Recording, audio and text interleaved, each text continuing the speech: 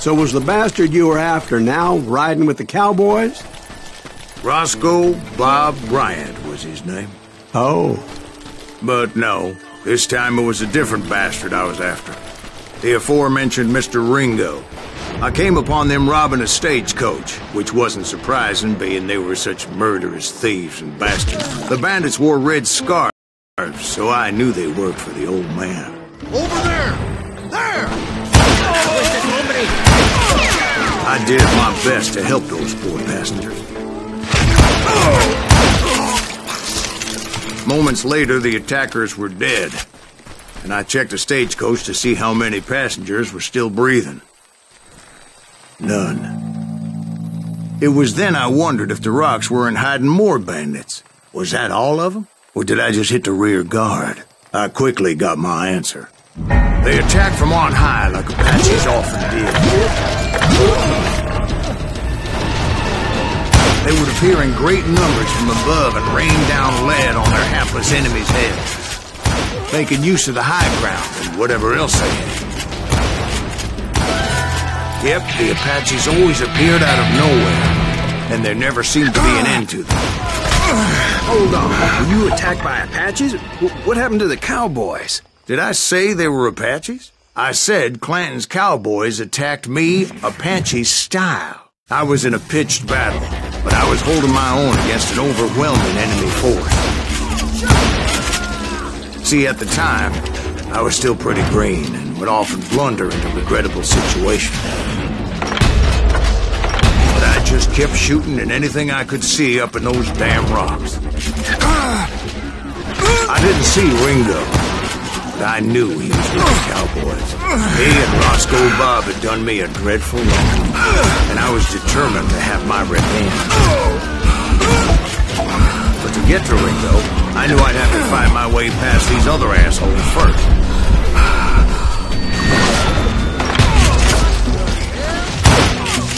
Unfortunately, I was running out of ammo. Another perfect example of my relative inexperience as a hunter of men. I immediately knew that a tactical retreat was called for, as my vengeful fury was much less impressive without the bullets to back it up.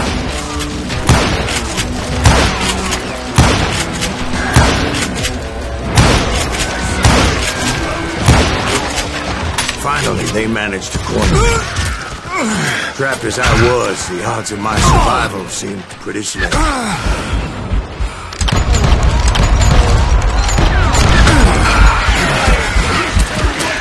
Luckily, serendipity was on my side as I suddenly spotted a way out of my predicament.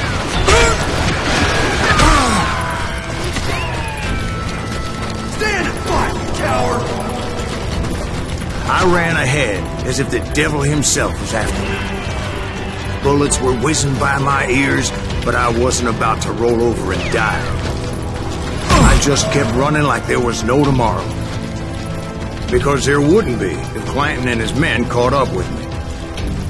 As I was scurrying around those caves, I thought, what was I thinking, going up against a gang like this? I just kept running, not knowing where the hell I was going.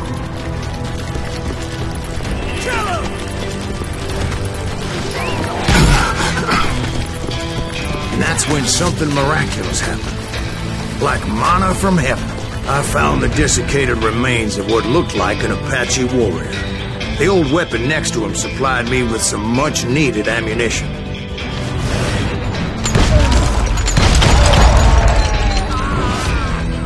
Bat Masterson once told me it was more important to be lucky than good, and he would know.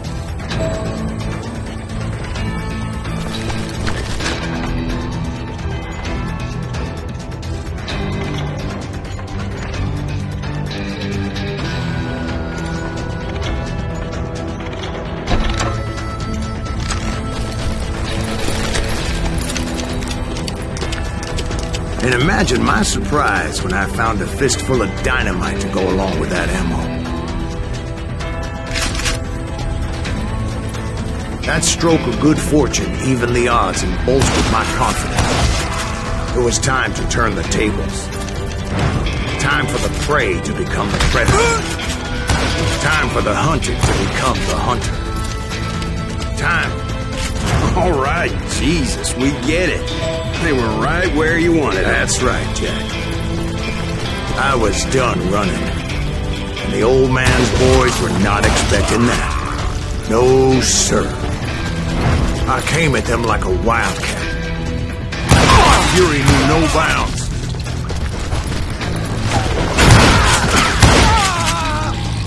It was finally time for that old man to pay for his sins. We're waiting for you!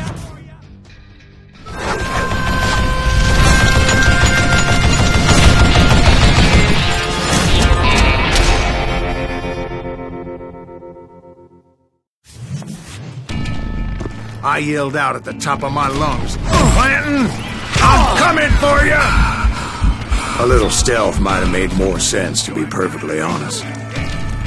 Because that old fool had a Gatling gun and enough bullets to last him till kingdom come.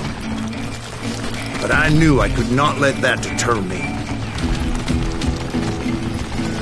Not if I was to find and kill Ringo.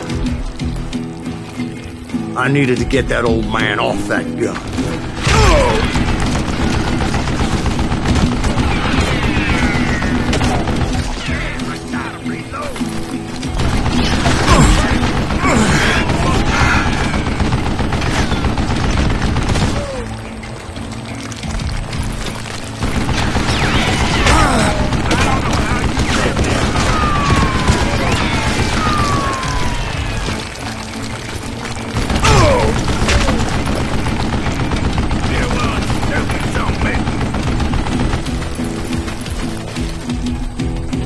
Most everyone thought it was the Ruales who had come up against him in Guadalupe Canyon, but it was just me.